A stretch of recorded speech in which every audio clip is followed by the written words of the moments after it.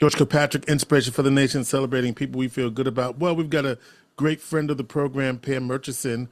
Pamela Murchison is the executive director of the Syracuse Orchestra, which I happen to be a board member of. And they've got a great celebration coming up on Thursday, February 23rd. Pam, tell us all about it. Sure. It's a great night. It's a Syracuse celebration concert, and it's really a wonderful opportunity to use music as a way to shine a light on a lot of the really good things that are happening in our community. So, the Syracuse Orchestra is very proud to be the full-time resident orchestra of Syracuse and Central New York, and we are including a lot of other really fabulous local performers: Ronnie Lee, Joe Corello, Katie Weber, Steve Callie, TJ Sacco, Syracuse Gospel Choir, Pops Choir, the Syracuse University Oratorio Society. I know I forgot somebody.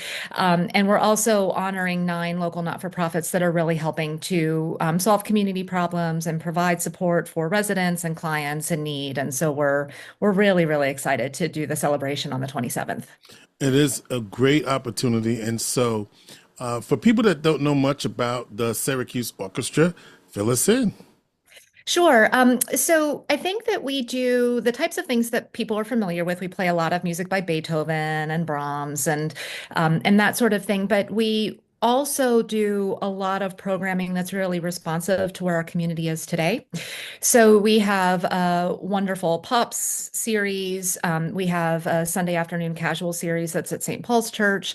We do concerts by candlelight. We do music of Bridgerton, music of video games, things for young students, field trip concerts for schools, playing in the local libraries. Really want to have an orchestra that is the best at serving Central New York today. And also anybody from the age of 1 year old to 100 years old can really feel like it's their orchestra. So when our audience truly represents the community, we'll have achieved our goals. All right. Well, that's a great segue because I'm thinking there are a lot of different ways that people can um, experience the orchestra, and you Yeah. described many of those ways. So tell us about those ways. Sure. So again, we have like the traditional go downtown, dress up or not. I mean, we love it when people come from SU football and basketball games in their jerseys. To hear the concert at the On Center at the Civic Center theaters. We also play very regularly at Inspiration Hall, which is formerly the St. Peter's Church on James Street, which is a much smaller venue and feels really accessible to people. I met somebody a couple of weeks ago who got married in the church 60 years ago. Hmm. And we just finished up a residency at Destiny USA. So really trying to take the orchestra to where people are Take it to the and people. yeah, and help people feel like we're here for them. We're not always asking people to meet us where we are. And I don't know, I don't mean to be crass, but we love playing music by dead white German guys. That is sort of the start of our tradition. But there's fabulous music being written now by people from all over the world. We love doing an annual Lunar New Year concert. We have a very active East Asian community in Central New York. So why wouldn't we do a concert that celebrates one of the most important holidays of the calendar year? We do work with all sorts of social services organizations to make sure that their clients have access to music.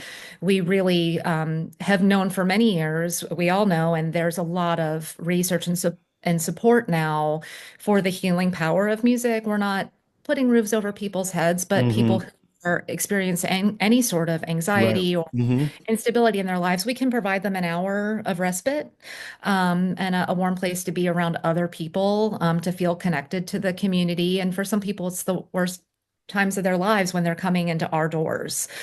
We have a friend of the orchestra who, her and her husband came to the orchestra loyally for many years.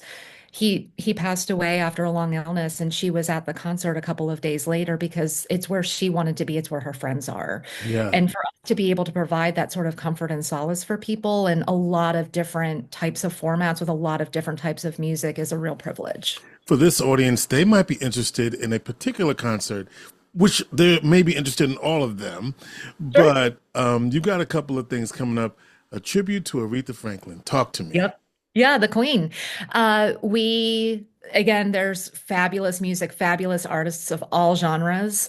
And so we are working with Capathia Jenkins, who is a really fabulous, amazing singer.